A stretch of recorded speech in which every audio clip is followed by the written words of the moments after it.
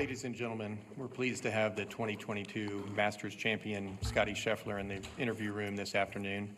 Scottie, welcome back to Augusta National. It's been 2 years since you won the Masters. What did you learn about yourself that week, and how has it helped shape your preparation for this year's tournament?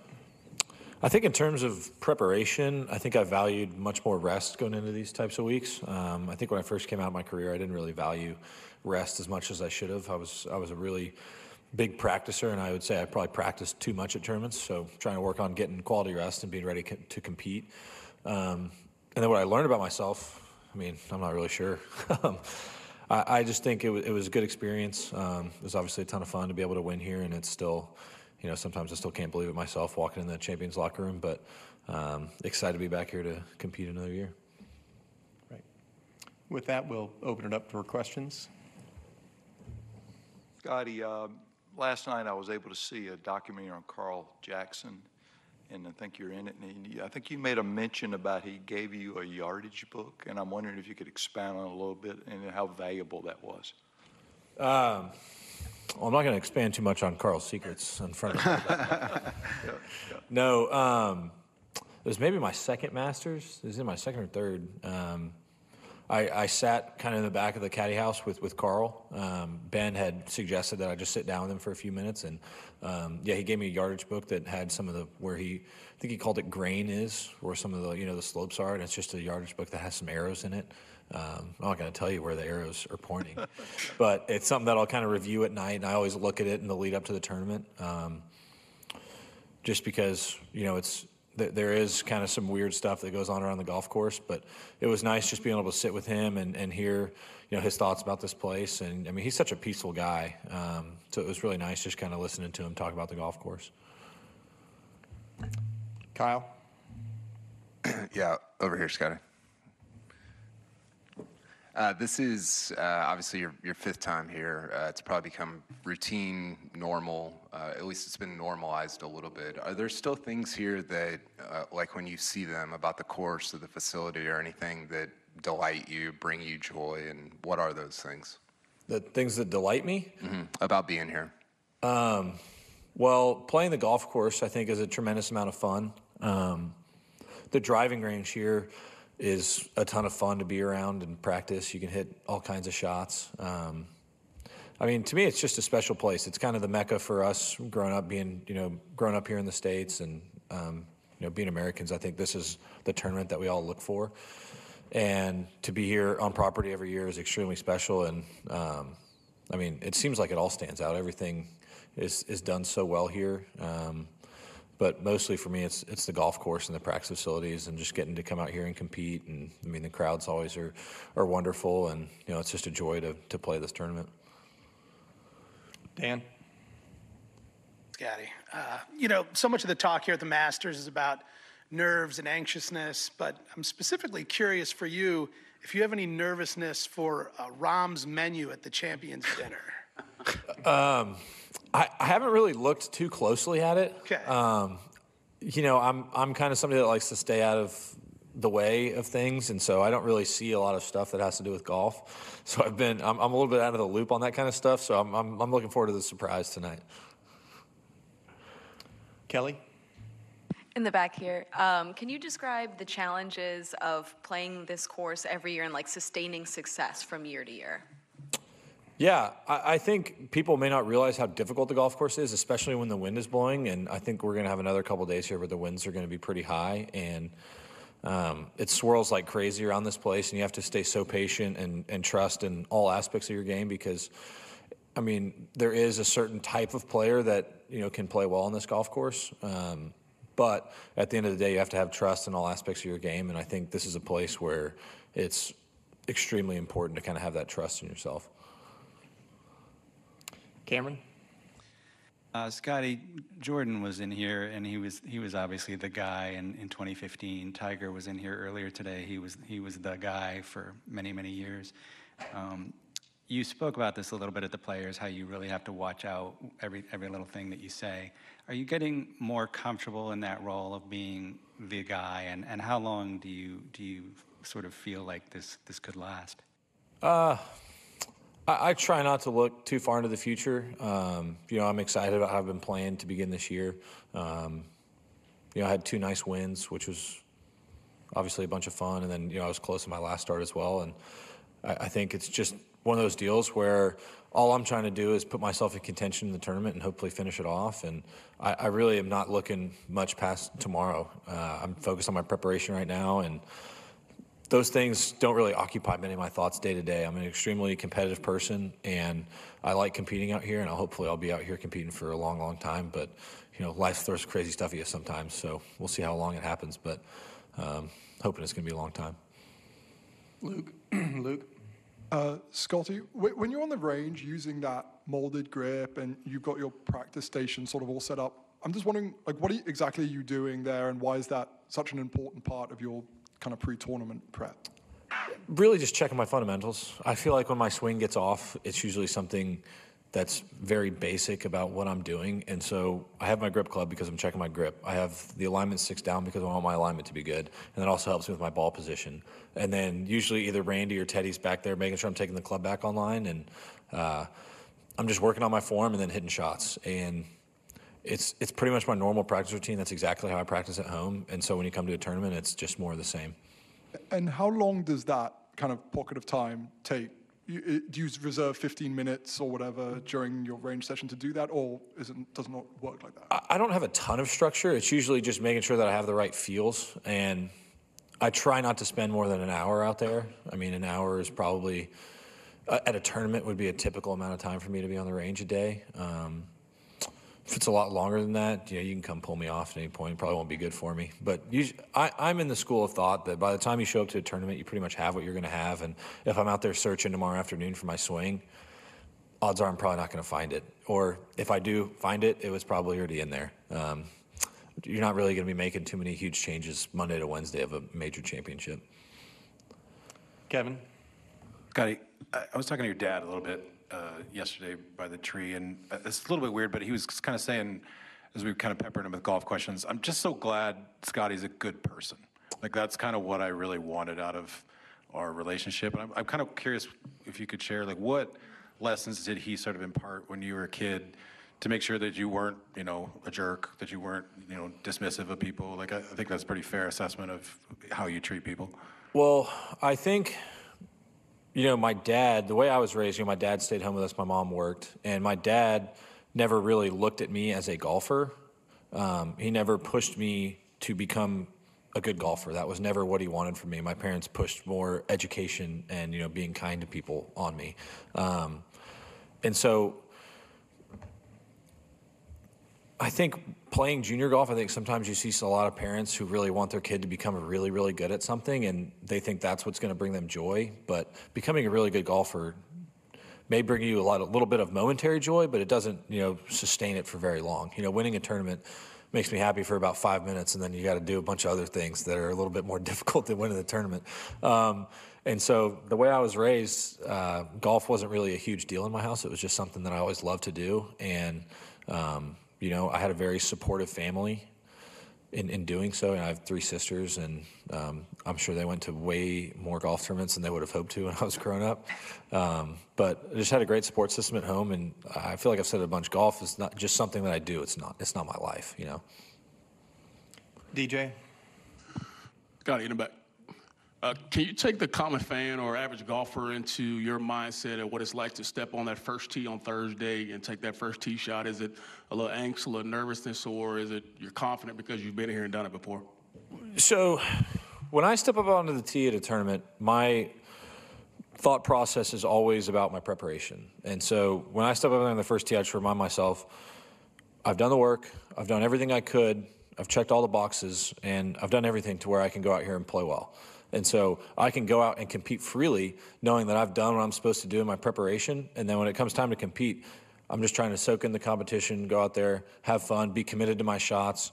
And I'm focused mostly on my mental attitude. I'm not looking at results. I'm just trying to focus as much on my process as I can. And yeah, there's definitely nervousness. There's definitely excitement, anxiousness. I mean, all those things go through you when you're out there competing. It's just about how do you use those feelings and emotions to kind of enhance your focus, and that's pretty much it. Ann? Hey, Scottie, that tunnel vision you're talking about, staying in the present, are you born with that? Is a player born with that, or does one develop that? I don't really know. I think it's something that I've developed a little bit over time. I think I'm significantly better at it now than I was, when I was 15 years old. But I think that's just part of maturing as a person. So maybe you're born with a little bit of it, but I think you have to train yourself to do that over time as well. Mary Kate? Hey, Scottie. Can you describe the feeling you get whenever you get back on site and reunite with your jacket? When I put back on the jacket, yeah, it's usually first thing we do here Sunday when I get in. We go. I'm usually doing something for the drive, chip, and putt, so it's always a good reason to go up there and put on the jacket. And yeah, it's kind of fun walking around the grounds and being able to put it on. It was a lot more fun, getting to wear it for a whole year. But yeah, it's a special feeling. It's extremely cool to be able to walk up there in the champions locker room, and you got the same locker room staff up there, and they're always excited to see us, and I'm excited to see them as well, and it's a lot of fun. Todd? Hey, Scottie. A lot of number one players in the world have admitted that they've had to be selfish with their time. They've had to work very hard because they were just about compulsive to stay on top. How would you say golf, where does it fit in defining you as a person right now? Hopefully it doesn't define me too much because golf definitely is a selfish sport. You're out there by yourself, and when you're at the peak of your game, people need stuff from you a lot of the time, and you have to be selfish with your time. And it's not easy to say no, but you have to learn how to say no to certain people. And because ultimately, when you come out to a golf tournament, you're here to compete, and you're here to do your best, and you can't really get caught up in all the stuff that's going on around you. And so I'm hoping it doesn't define me too much because, I feel like I say it a bunch. Golf's something that I do. It's a tremendously huge part of my life, but it doesn't define me as a person. It's just something that I do, and I happen to be good at it some weeks. And I come in here and you guys ask all nice questions, and then the next week I'm bad at it, and then some of the questions are viewed more negatively, and that's just kind of the ebb and flow of competing in front of people all the time. And can I follow up? What do you think defines you? Gosh, I don't know. You probably have to ask my wife. No, I'm a faithful guy. I believe in a creator. I believe in Jesus. Ultimately, I think that's what defines me the most. Yeah, I feel like I've been given a platform to compete and show my talent. It's not anything that I did. I think I sat up here a couple years ago doing the interview after the 2022 Masters, and it's like, yeah, I was underprepared for what was about to happen. I didn't know what was going to happen. I didn't, I was very anxious that morning. I didn't know what to expect, and it's hard to describe the feeling, but I think that's what defines me the most is my faith. I believe in one creator, and I've been called to come out here, do my best, compete, and glorify God, and that's pretty much it. Jordan? Hey, Scottie, you played a practice round today with Nick Dunlap. Did you share any advice with him or any conversation? What was that like? Nick, no, he's too good. I don't want to give him any of my secrets. No, Sam and I seem to play a lot of practice rounds with Nick. He's a guy that he asks a lot of really good questions, and he's in a difficult spot where he should be in college right now. He should be going to class, and instead he's playing in the Masters. And so it's a pretty interesting spot for him to be in his life. And he asks us a lot of questions, and I try to give him the best answers that I can. And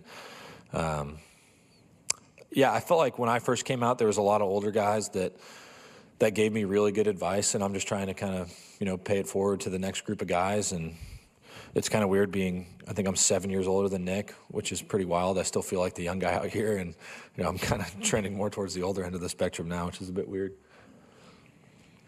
Jimmy? Hi, Scottie. I think it's probably safe to say that you seem pretty nonplussed out there on the golf course, unaffected, or at least outwardly, by what seems to be going on. What's the most nervous you've ever been on a golf course, and how would we know? The most nervous I think I've ever been on a golf course was probably when I went through qualifying school. Going into the last few stages, so for qualifying school, you go through first, second, third stage. And first and second stage, I needed a good round the last day to get through. And I ended up having 2 really good rounds, maybe shot 7 or 8 under at the first stage and something similar at second stage. And going into the last round at final stage, I was well inside the number, and I just needed to not play bad to get through. And that's kind of a weird spot to be, especially when you're playing for your career, essentially. You're playing for that whole next year, and it's important to be able to get through that qualifying school. And I did not play well for 16 holes, and I was maybe about even par, and I'm just getting lapped out there. It was a pretty easy golf course, and I'm looking up at the board, and I'm like, man, I got to birdie one of these last 2 holes. And I birdied the 17th hole. It was a reachable par 5, had a nice up and down, made a good 4 or 5 footer. Hit the fairway on 18, kind of settled down. I got a wedge, middle pin, stock number, slight upslope, not a hard shot. Shot I'd hit the green, 95 times out of 100 that's what I'm trying to do. And I hit one of the worst wedge shots I've ever hit in my life, long left of the green. It's my stock number usually goes about 130. I hit it 150. And I'm standing there looking at this chip shot I have, and instead of being able to just hit the green and 2-putt, all of a sudden I'm long of the green. I have this really hard chip off a downslope, down towards the green. Green's on a downslope. It's a fast chip, and I'm standing over it, and that was probably the most nervous I've ever been. And I did my best to calm down, and I hit a good chip and got up and down. But that to me was the most nervous I'd been, just because you're just kind of getting into your career, and you're playing for a whole year worth of tournaments. And if I don't get that ball up and down, I got to go back to playing the mini tours essentially. Jeffrey? Scottie, this is such a unique property, and you only get to play it once a year. What are 1 or 2 of the cooler shots that you look forward to when you pull in here? I think the back 9 is especially fun. You come off 9T, and then you come off 9 green, you get to 10T, and all of a sudden you're hitting a massive, basically a hook off the tee. It's not really a draw. I hit a hook there. And then you go to play 11, and you're hitting that second shot down the hill, and then you get to 12. And I think you just dream so much of being able to play this golf course that when you get out there and you start hitting all the shots, it challenges you in so many different ways. You're hitting off these crazy slopes to greens that have a ton of pitch to them, and you get to really be creative out here. And so there's all kinds of fun shots. But I think really once you get into the kind of the heart of the back 9, those are the most fun holes out here, I think. Gabrielle? Scottie, your golf swing has been the subject of a lot of discussion, slow motion videos, zooming in on your feet. What do you think the most misunderstood part of your golf swing is? Misunderstood? Not really sure. I think when I first came out on tour, I think my footwork was kind of how I was known to people. And I think a lot of people maybe viewed it as not that good of a trait in my golf swing. I think, some people may have said that it would have been hard for me to be consistent, hard for me to, play under pressure with that much action going on in my swing. But I've had the same coach since I was 7 years old, and he's taught me for 20 years now how to swing a golf club, and he hadn't wanted to change it yet, and so I don't think we're going to change it anytime soon. But maybe misunderstood is maybe people think I don't think about my fundamentals very much, which I do. It's a big part of my practice, and it's usually what I do at the beginning of my practice each day is focus on my fundamentals. So maybe that would be the most misunderstood part. Scottie, what's the best lesson Randy's given you? Ooh, golly. There was a time for me when I was growing up where I grew very fast, and I went from being a really good ball striker to a really bad ball striker.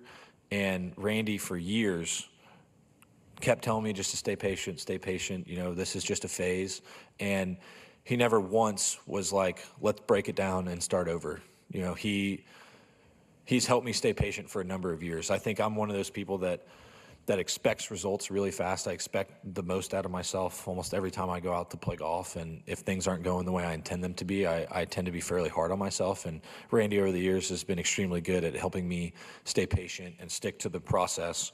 And I remember being 15, 16 years old and not winning as many times as I felt like I should. And, Randy would always say it's not about who's the best when you're, 14 years old. It's about who can be the best when you're 25 years old. And he's like, it's a long journey. And, he did a good job of keeping me patient for a number of years when I wasn't performing as well as I felt like I should have. And when you talk about golf as just something you do, what do you think you'd be good at if you didn't have golf or any other sport, frankly? What do I think I'd be good at? Yeah. Like pickleball doesn't count here. Pickleball doesn't count? Gosh, I don't know. My friends have asked me that before. What would you do if you weren't playing golf? And golf was always the goal for me. I always wanted to play golf. I grew up wearing long pants to go practice at the golf course because that's what I saw the pros doing on TV, and I wanted to be one of those professional golfers. And I'd like to think I have some other skills, but hopefully I don't have to discover them for quite some time. Hopefully I'll be out here playing for a long time. Brian. Scottie, Stuart Hagestad spoke glowingly yesterday about your golfing IQ, and a player like Paul McGinley says your course management skills are off the charts. I'm just wondering, is that something that comes naturally to you, or is it something that you work hard on? And maybe could you talk a little bit about how you break down a course like this and go about attacking it? Yeah, I think Teddy's a huge part of that. Teddy does a lot of our prep work, and a lot of what I'm doing in the practice round is playing the course how I normally would, just playing the holes. And then when we get up to the green, I finish out. It's basically just asking Teddy, what do you want to do here? And then he kind of brings me around the hole and shows me the spots where we need to practice from, the putts that he wants to see me hit. And, he's looking at all kinds of stats and stuff like that. And he's a huge part of course management. As far as it goes in my brain, I think we're always just trying to play tournaments, kind of waiting for those good little spurts and take advantage of them when you can. And outside of that, a lot of the major championship golf is just eliminating silly mistakes. And this is a golf course where you can be very patient and still play very good golf, and then you can get aggressive and play some really good golf, but you can also get aggressive and find yourself making doubles really, really quickly. And so finding that balance between having the shots where you're feeling really good over and you can be aggressive, and then finding the balance between, being really aggressive and then the shots where you're not so comfortable, playing it to the right area of the golf course. Scottie, thank you for your time and best of luck this week. Thanks, y'all. Appreciate it.